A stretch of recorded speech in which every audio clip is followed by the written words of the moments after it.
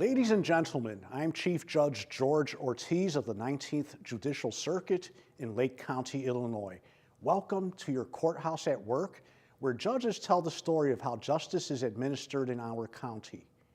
In this episode, Judges Janelle Christensen and Dan Jasica will introduce you to the dedicated professionals who serve our citizens in our Division of Adult Probation Services. Treatment Court Judge Chris Stride speaks with State's Attorney Michael Nierheim and Mundelein Chief of Police Eric Gunther about a new program here in Lake County to help opioid addicts. It's called A Way Out. Bond Court presents a good example of the continued vitality of our Constitution. Judge Chuck Johnson will explain how this document, drafted in the 1700s, lives and breathes in our court system today. In legal updates, Judge Shippers will take you to the Lake County High School mock trial competition. And Judge O'Malley will brief us about the new cannabis laws in Illinois. Judge Margaret Mullen will talk to you about our federal system in the third branch. And finally, Judge Mike Fusz will tell us about changes at the Lake County Courthouse. Stay tuned.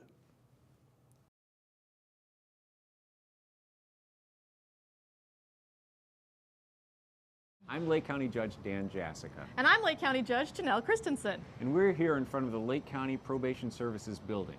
When you think about the Lake County court system, you probably think about the judges and the court clerks, but what you don't think about are all the important work that's being done here by Probation Services. So let's go inside and meet some of the key players in Lake County Probation Services. Okay. Hi, I'm Rose Gray, Director of Lake County Adult Probation Services. I began my career in 1980, and at the time, the probation department had 15 employees, and we supervised approximately 1,000 offenders on probation. The probation department currently has 68 probation officers, and we supervise over 4,500 offenders. The overall goal for Lake County Adult Probation is to provide protection to the community. We do that by reducing recidivism and also by eliciting positive behavior change for those individuals that we supervise on probation. The thing that makes me most proud about Lake County Adult Probation is our staff. Our staff are dedicated, they're willing to work over and above, and they work diligently to help the people that we supervise on probation. A pretrial means that a client is being serviced by a probation officer prior to a disposition being reached in a case. The use of evidence-based practice techniques helps us manage clients and give them the appropriate services they need, specific to the individual. The courts use the pretrial bond supervision to make a decision as to whether they should keep the bond at the same amount, raise the bond, or lower the bond, and also to make a determination as to what conditions they might impose. We're here to serve and protect. One particular success story for me was a drug court client I had, and her situation was unique. She had been using drugs for 20 plus years, and it was an ER doctor that told her, if you continue to use crack, you're gonna die. And he was providing her with breathing treatments. So she picked up a new felony, and at that time, drug court had started in 2005. She's one of the first people in drug court, and she made it through the 30-month program and was able to change her life around. Now she's a CADC, and she's a counselor at one of the local treatment agencies. What's CDEC? Substance abuse counselor. Oh, okay. Certification for substance abuse counselor. And you still keep in touch with this Yes, she person? checks in. She just emailed us a few months ago to tell us she had her 10-year sobriety mark. That's amazing. What would you say is the toughest part of your job? Seeing when the people fail. There's a lot of good people that are just victims of addiction, and they can't get on track, and they end up using, and some will go to jail or DOC. Every individual, no matter what your situation is, deserves respect, and their clients. We all make mistakes, and our job is to work with these clients to help them, recognize the things that they need to work on and help them make positive long-term changes. And that's really what it's all about. For every client that you work with, do you have an ultimate goal for that client? The ultimate goal is to make significant long-term positive changes. It's not just while you're on probation, you know. You don't want them just going through the motions, Exactly. doing it because the judge said them to do Exactly. it. You're really looking for them to make lifelong changes to improve their Exactly. life in the community and their life with relationships and with other folks, right? And so that they feel better about themselves. What would you say is the best thing about your job? I think one of the best things about being a probation officer is that you want to really work with these people to help them succeed. And you want to see these clients do well, and you want to be able to go back to court with them and tell the judge that, guess what? Everything's done, you know, and the judge is happy, everybody's happy. So I think that's a great, you know, feeling, and I think all probation officers experience that. Can you think of one case that, when you think back on your career and you think about a really great success story, do you have one that you can share with us?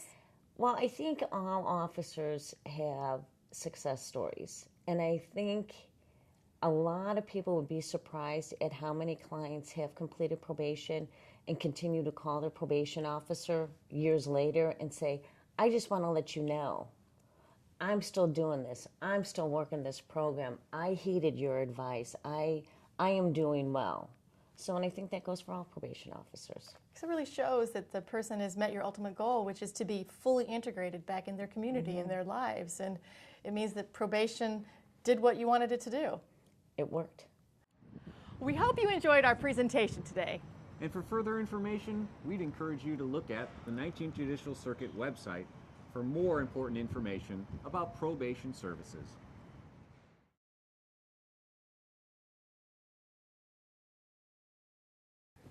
I'm joined today by two visionary law enforcement leaders in Lake County, State's Attorney Mike Nierheim and Mundelein Police Chief Eric Gunther. They're here today to talk about an exciting new program being offered to those struggling with addiction. And the name of that program is A Way Out. Gentlemen, thanks very much for being here. Grateful for your time. So I want to focus a little bit on the nuts and bolts of the program. A young man or a young woman comes in, they're desperate for help. They say they come in, for example, into your apartment. They've either just used or they want to use, or they even have their narcotics with them. How does an officer handle that at the window? What does a Mundelein Police Department officer do in that instance? So the nuts and bolts of the program itself is once that person's made the decision and entered the department, there's an assignment by the desk to the officer, to an officer that's available, just like anybody else that'd be walking through our doors. The officer comes in, the person says, look, I'm looking for help through a way out. There's a protocol and a procedure that's put into place, and then we run them through a criminal history check. There's a screening process that's done with the health department to kind of ascertain what the medical needs of this individual might be. Do they need to go directly to the hospital for an underlying medical issue? Can we transport them directly to treatment, or should they go to outpatient?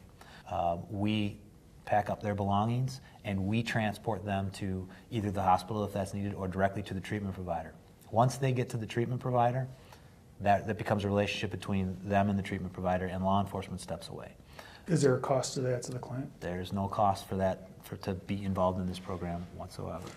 Chief, you have a remarkable real life story about a family that was in that window, that desperate window, that almost unquenchable desire for help. But they weren't from Lake County, were they? Oh. Where were they from? They were from Tennessee.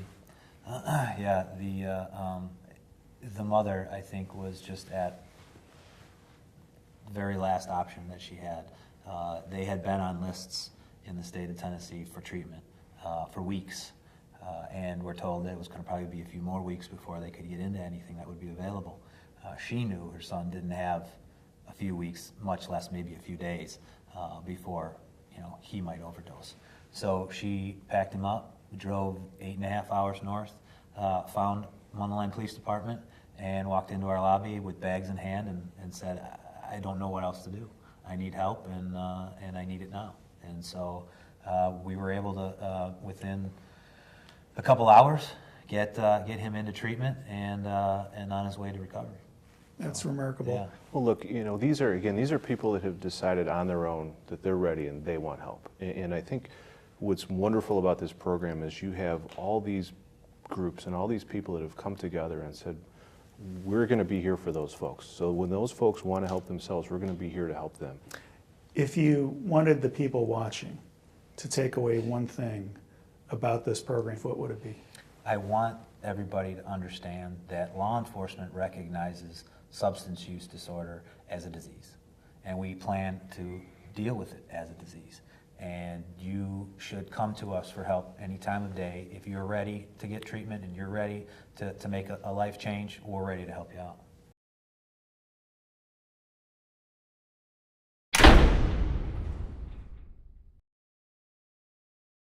Jack Smith. Oh, okay, sorry. What's going on? Where's J Square? Up that way, okay. Sir, are you Jack Smith? Yes.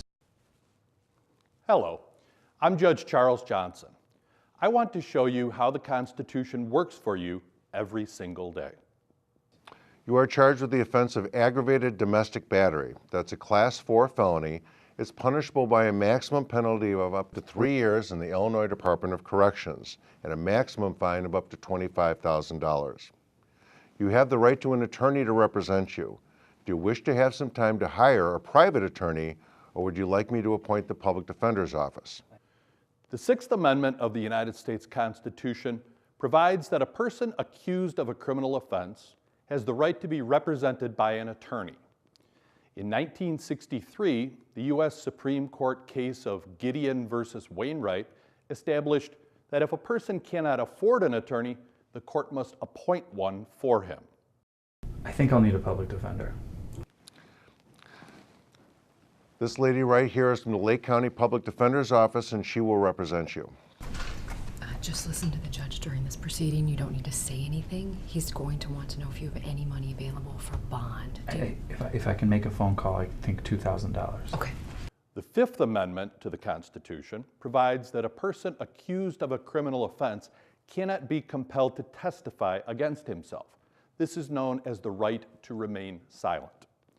In 1966, the U.S. Supreme Court case of Miranda versus Arizona established that this right to remain silent includes the right to a warning that anything said by a defendant can be used against him.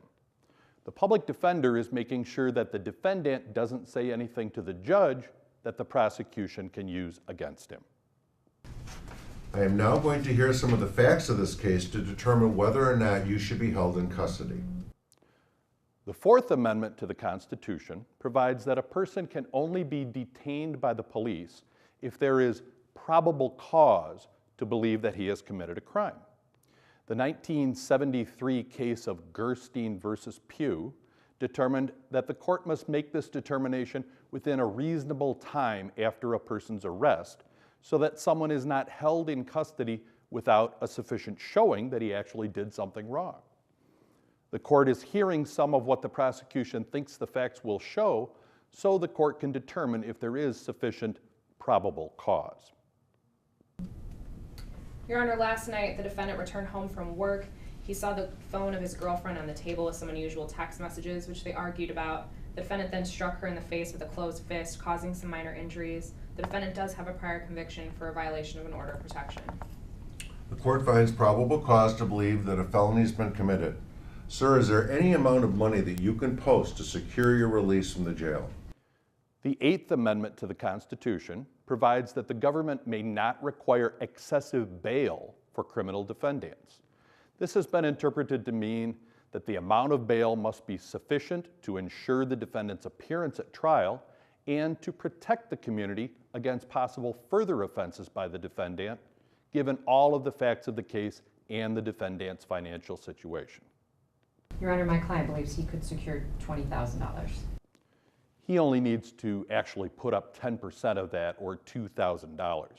If he fails to appear on his future court dates, the court could order that the bail money be forfeited or lost. Bond is set at $20,000. Sir, you're going to have no contact with the victim in this case. You'll not have any drugs or alcohol, and you'll be tested randomly to make sure you're not using drugs or alcohol. You're also not going to possess any weapons. We're going to continue this case until January 11th of this year at 9 o'clock for status on defendant's motion. Thank you, sir. As you can see, the Constitution operates in a very real manner for each of you, each and every day. I'm Judge Chuck Johnson. Thank you for watching.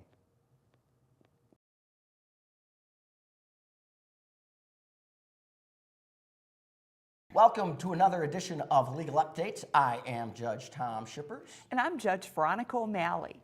In today's episode, Judge Shippers will take us to the high school mock trial competition, while I will interview Judge Simonian about Illinois' new cannabis laws. Well, Judge O'Malley, during a recent Saturday, the 19th Judicial Circuit hosted the 13th annual high school mock trial competition right here at the courthouse in Waukegan. We had 16 teams from around the state who competed, and we also had 4 teams from Lake County, which included Highland Park, Libertyville, Mundelein, and Carmel. I spent the morning at the courthouse recently and was fortunate enough to see these very talented high schoolers in their competition. So we're going to cut to the courthouse right now and talk to a few of those who participated. One of the advantages of our Lake County Invitational is that we use real judges that hold these kids accountable just like they would a regular lawyer. It is so impressive to see these high school students come in here. They prepare for months on these problems. They do both sides of the case. This is a criminal case. They do prosecution and defense. They play the witnesses. And then you have a real judge who hears real cases in this courthouse every day, critiquing them, evaluating them, and giving them feedback for that state competition. The same goes for the attorneys. You have trial attorneys. Some of the best trial attorneys in Lake County are here today as evaluators, and they are there to give these kids the tools and skills and feedback they need to really compete at that high level. And they really love it. The compliments and the appreciation from the kids and the parents is just overwhelming.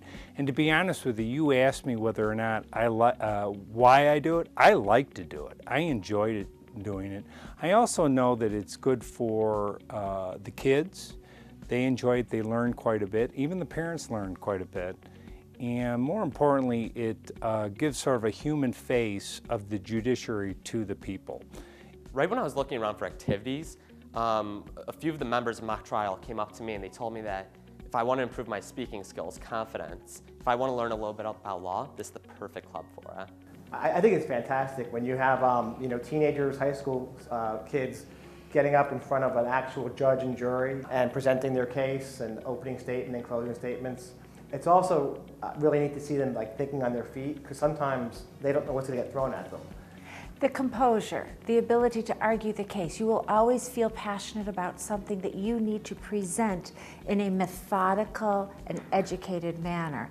Well, no matter where you go, whether it's in a boardroom or in a courtroom, you're going to have to take a position at some point on one side with other people arguing the opposite side. And one of the things that we try to teach our kids, as a lawyer, it's best to understand both sides before you argue your side. If you don't understand your opponent, and where they're coming from, you're not going to be as articulate advocate for your side. I think it's great to allow young people to see what we do in the courthouse because it's so foreign to a lot of them, and it's nice for them to get some experience to see what the justice system really looks like on the inside.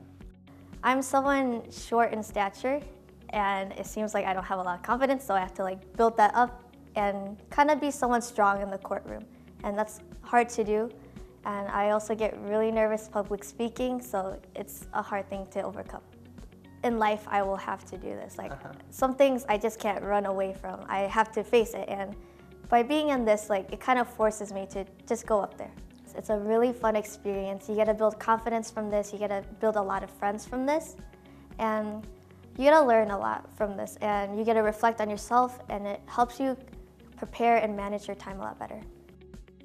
Okay, we are here with Dennis Demarco. Dennis, it's nice to see you again. You as well, Judge. I have known Dennis for many years. I'm from Mundelein. Dennis is from Mundelein. Correct. And way back in the day when you were in high school, I would come and talk to your class, and I knew you as a mock trial participant in high school. Yes. I think confidence is the most important thing. Not only do you learn how to present yourself well to a crowd, but you just develop a certain amount of self-confidence and belief in the decisions that you make. And you are now a trial lawyer in Chicago, Illinois. Yes. And the skills that you had, that you learned in high school, did they carry over at all? Absolutely. There's times even when I coach the kids and I'm going over some basic thing and I realize, oh, I forgot to do that in this last trial or whatever the situation is. So it keeps me fresh. It actually brings the law alive to these high school students. You know, most of these students are watching TV and seeing these TV shows and how certain things are done on TV is not actually how it's done in real life. And so when they come to the courthouse and they get involved with the high school mock trial program, they are building skills, not only just listening and reasoning and working together as a team.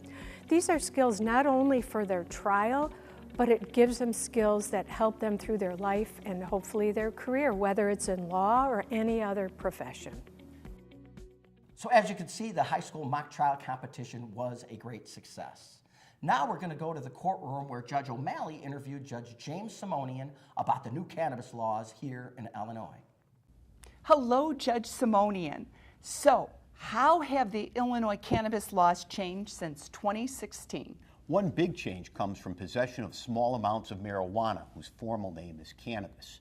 Now, possession of less than 10 grams of cannabis is a civil drug case, so a person can't go to jail. Does that mean those people still have to go to court? Not unless they want to go to court. A person can actually plead guilty, go to the circuit clerk's office, pay a $120 fine, and never enter a courtroom.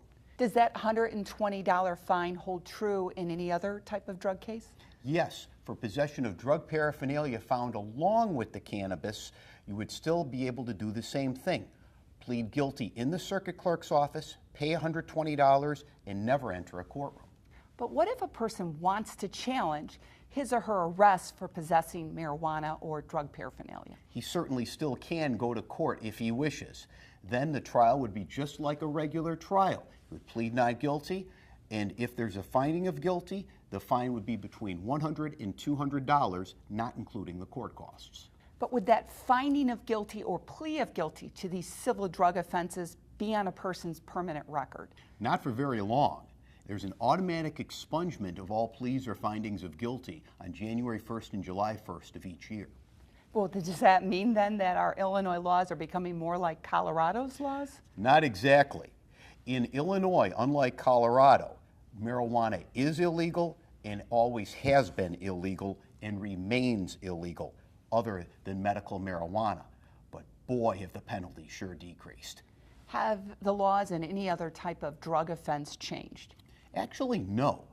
All the laws on cocaine, heroin, illegal pills, and all possession with intent to deliver or delivery of cannabis laws remain the same. It's the possession of small amounts of cannabis and drug paraphernalia found with that cannabis that's decreased. Well, thank you, Judge Simoni, Thank you. for this overview of our current cannabis laws. That concludes this episode. I am Judge Tom Shippers. And I'm Judge Veronica O'Malley, reporting on Legal Updates.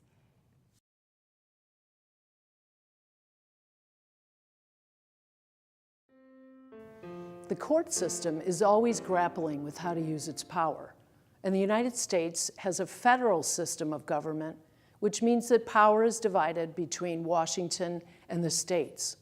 But that division can sometimes create questions about how judges should decide cases. An example is the famous case of Erie Railroad versus Harry Tompkins. In 1934, a young Harry Tompkins walked a path alongside the railroad tracks towards his house in Hughstown, Pennsylvania. He heard a train coming, and as it passed him, the unfastened door of a train car swung out and hit him. Harry was terribly injured. He fell under the train and lost his right arm. He sued the railroad for negligently leaving that door unlatched. Now, technically, he could have sued in the Pennsylvania state courts, but under Pennsylvania common law, someone walking alongside a railroad track was a trespasser, and trespassers couldn't sue for negligence. The federal courts didn't follow state common law. Harry wasn't deemed a trespasser under federal common law, and so he brought his case to federal court. Harry won and was awarded $30,000, a lot of money back then. But the railroad appealed. Harry's case went to the United States Supreme Court. Unfortunately for Harry, the court decided to revisit the almost 100-year-old rule about federal judges not applying state common law. Justice Louis Brandeis convinced a majority of the court that Pennsylvania's law should control. And one of his reasons was that the Constitution didn't give the United States Congress any power to create state law. Therefore, the United States courts shouldn't have that power either. What happened to Harry? With the stroke of a pen, his $30,000 verdict was reversed. Harry died at age 54, still living in Hughestown. Ironically, 6 years after his death, the Pennsylvania Supreme Court reversed the rule about trespassers that would have kept him from recovering in state court in the first place. But the legal impact of Harry's case lives on. Erie versus Tompkins is taught in every law school in our nation, and the case sparked a discussion about the power of federal courts that continues today. That's a little bit about the third branch, ladies and gentlemen. I'm Judge Margaret Mullen.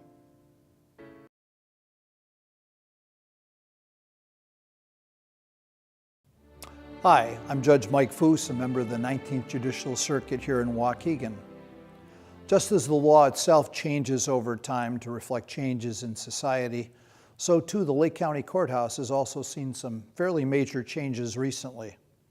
Our Executive Director, Robert Zastany, known as Z, retired in December 2016 after serving the people of Lake County for over 32 years as our court administrator.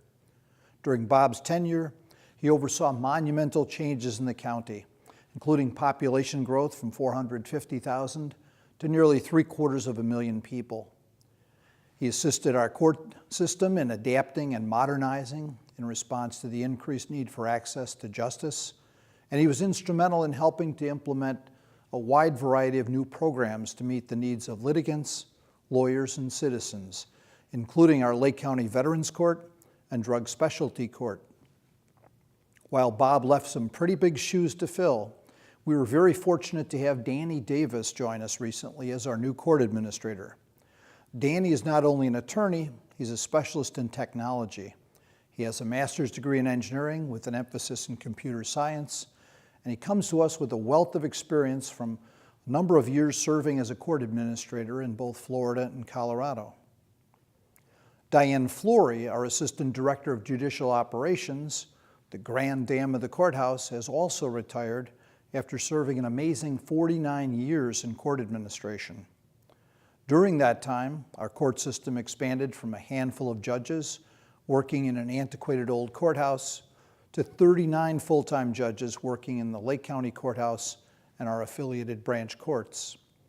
Throughout her long and distinguished career, Diane has always been a soft-spoken but hard-working model of grace, courtesy, and professionalism.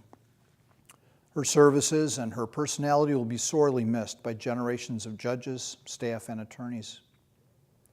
Sarah Lessman, judge in the 19th Judicial Circuit, also retired in September 2016 after serving 16 years on the bench in the traffic, misdemeanor, and family divisions.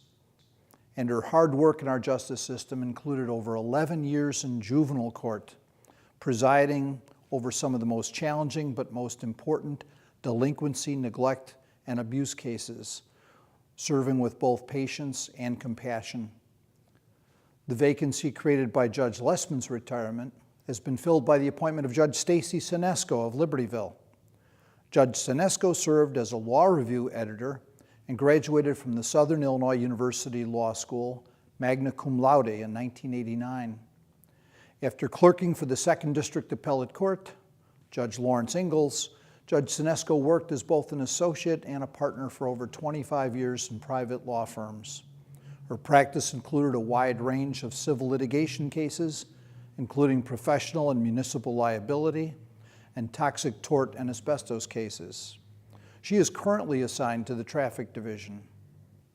With Danny Davis and Judge Sinesco joining our courthouse team, we will continue to strengthen the common goal of our American justice system to ensure that everyone is afforded open and fair access to the courts, for resolution of their disputes.